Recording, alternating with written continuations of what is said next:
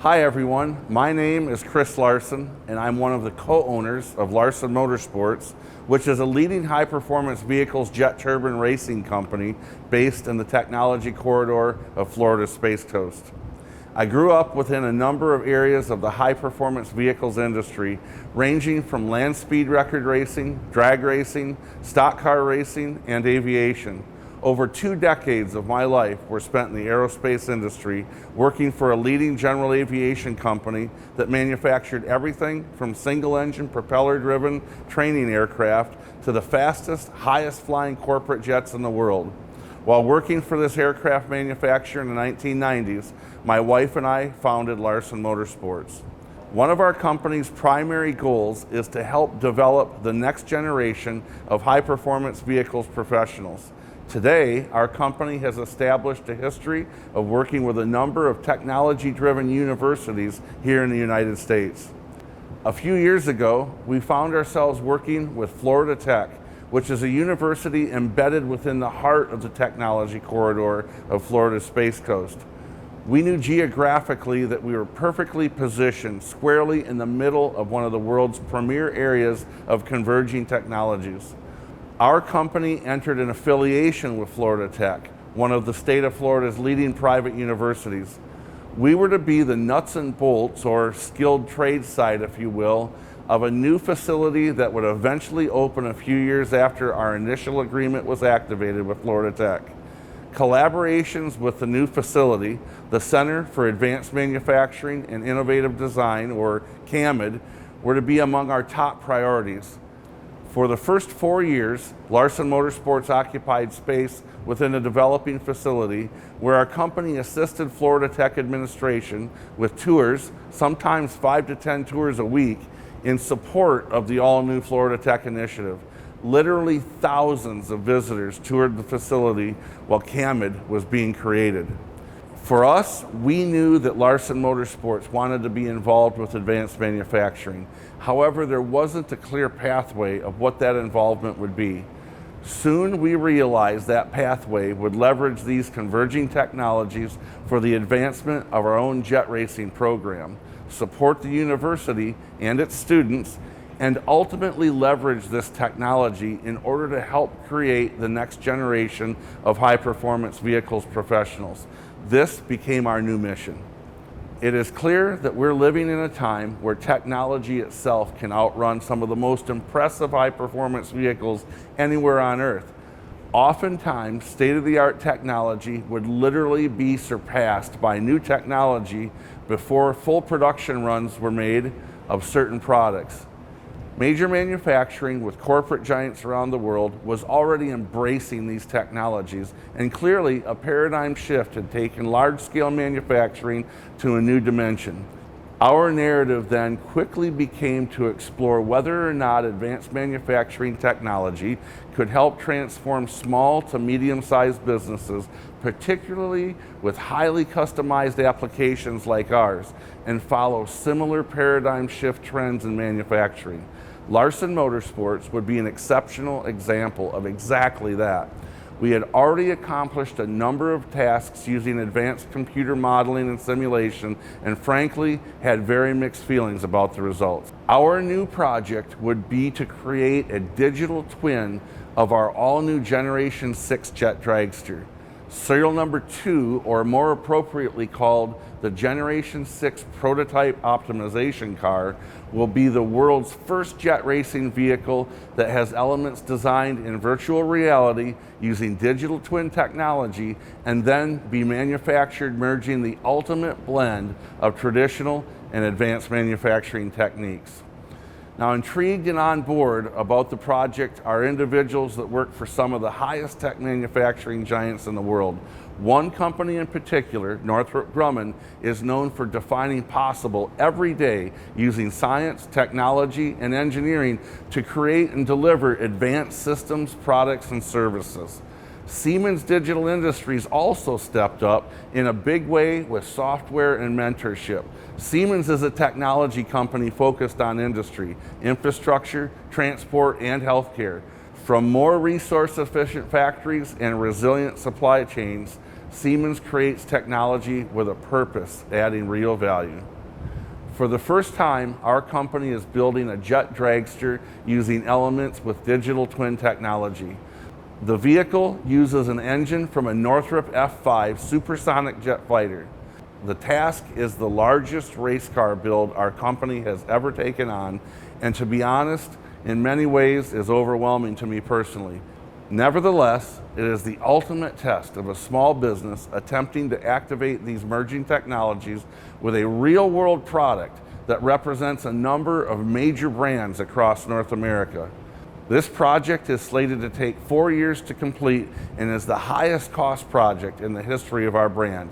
If we can successfully merge these technologies in a real-world application, we currently believe that anybody in manufacturing at nearly any scale can succeed with a similar model. Allow me to throw another major wrench in the gears here. I hope you're sitting down when you're hearing this. About 80% of our labor force are student interns from Florida Tech and local high schools. This means that about 80% of our labor force can potentially move on every semester, which is about 15 weeks. These students are highly passionate, however, traditionally low experience. Certainly, none of them have ever built a car that will approach 300 miles an hour in a standing quarter mile before. Every nut and bolt these students touch will do its very first job at over 250 miles an hour. I don't want you to think for a second that what we're doing is reckless in any way.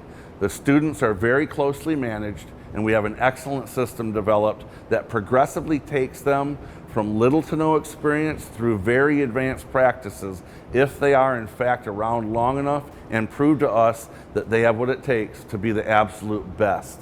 Keep in mind that our core team has a combined experience of over a century designing, engineering, manufacturing, operating, and maintaining turbine-powered race vehicles.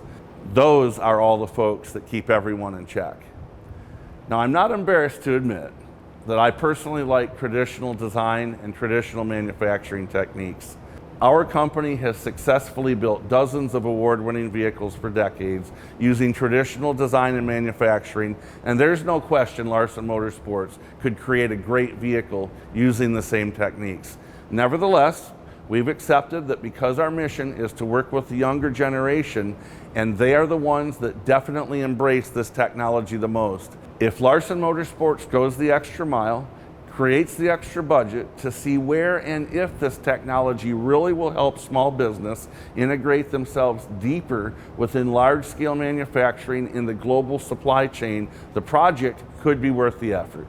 What was radical for Larsen Motorsports was the new process that we're going through.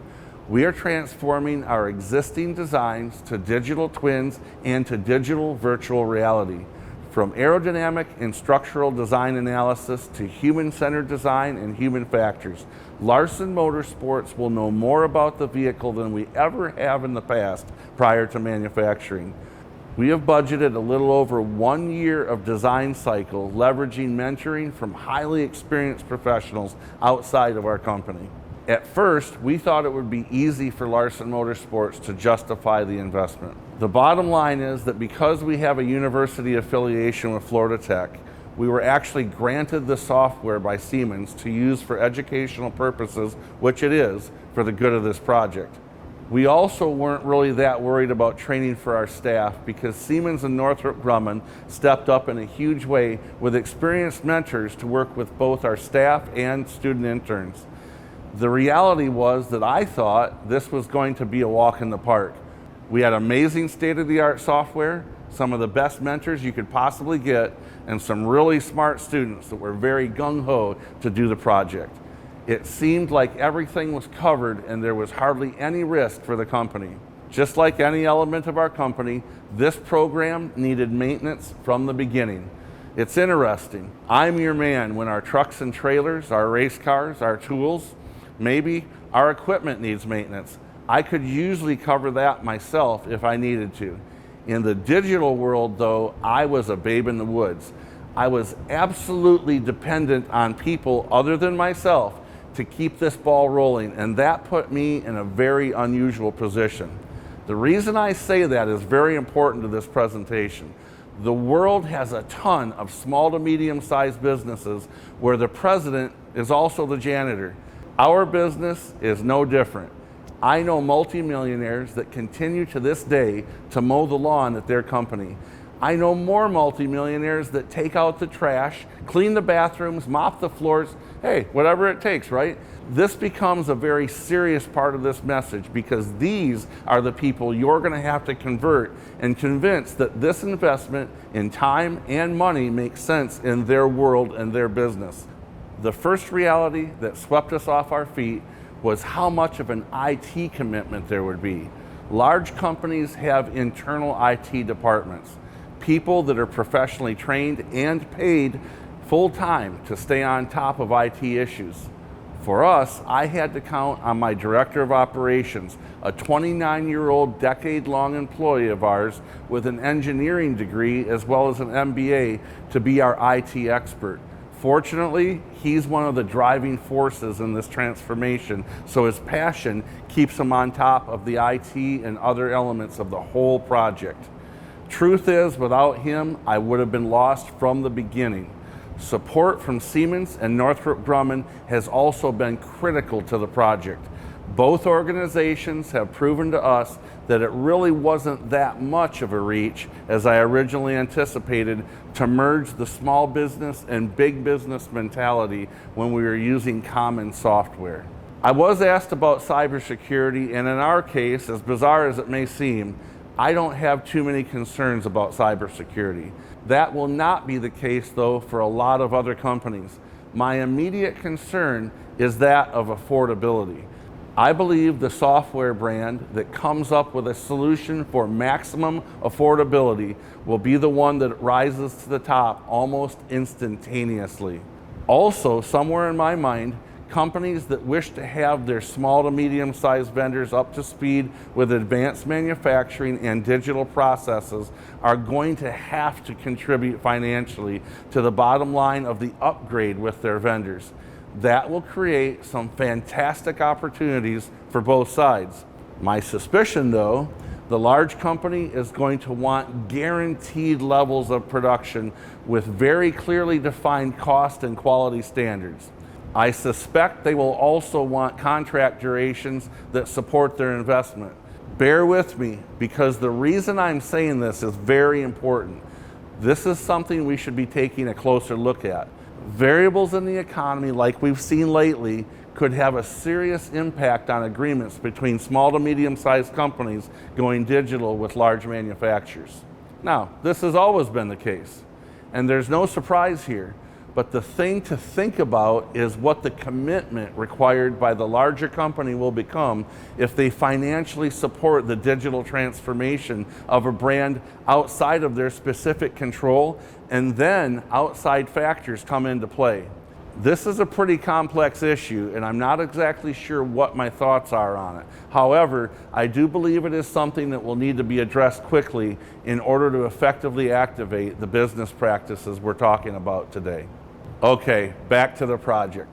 When we are in VR with the digital twin, we're able to begin running engineering programs that start to examine final fit and finish of major areas. We are able to fit things like the engine and afterburner, steering system, plumbing, suspension, and other items in VR so that in final assembly, the items fall right into place. We are even able to install a digital twin of our race car driver that is gender specific and dimensionally accurate to that person's specific measurements. At this point, even with the project not fully finished, I can already see that we will have fewer challenges with final fit and finish.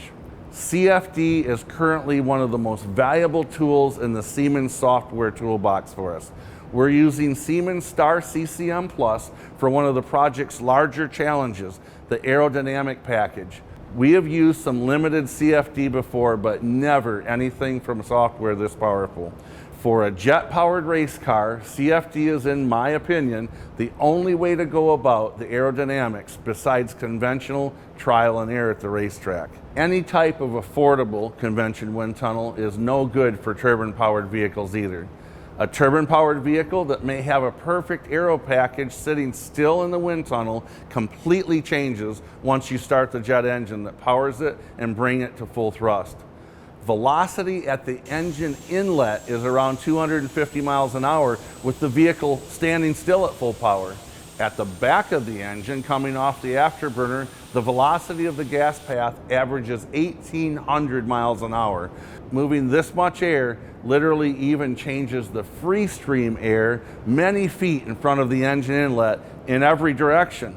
Another giant challenge that many people often forget is what to do with all the air going through the engine when you want to shut the vehicle off at the finish line and the engine no longer needs to ingest that massive amount of airflow that was coming into it a fraction of a second earlier. Finally, the parachutes that are used as the primary method of deceleration have to be analyzed. The complexity surrounding the parachutes is significant. Attach points, tow line angles, and even ground effect the parachutes fly in, yes, fly in, is critical to the stability of the dragster as it decelerates. With a digital twin, the chassis can be fully analyzed for force loads and structural analysis before cutting the very first piece of tubing.